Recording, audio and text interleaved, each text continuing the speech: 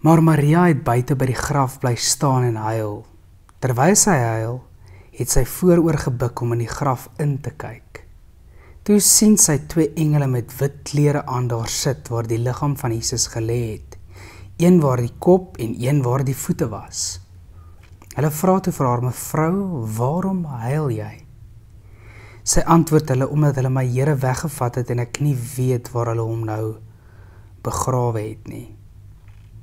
Nadat sy dit gesê het, het sy omgedraai en vir Jesus daar sien staan, maar sy het nie geweet dat dit hy is nie. Jesus vra vir haar toe: "Mevrou, waarom huil jy?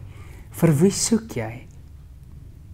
Sy het gedink dit is die tuinopsigter, en sy het vir hom gesê: "Meneer, as u hom weggevat het, sê vir my waar u hom begrawe het, en ek sal hom daar gaan haal."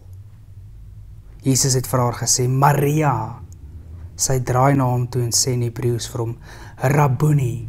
Dit beteken leermeester.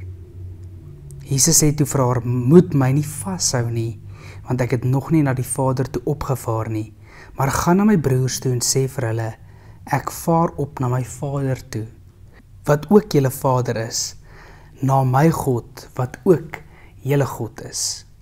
Maria Magdalena het toe vir die disippels gaan sê: "Ek het die Here gesien," en sy het ook vertel wat hy vir haar gesê het. Wat sien jy vir die eerste keer raak in die teks? Kom ons dink 'n bietjie daaroor na. O Here, wil U hierdie teks vir my oopbreek?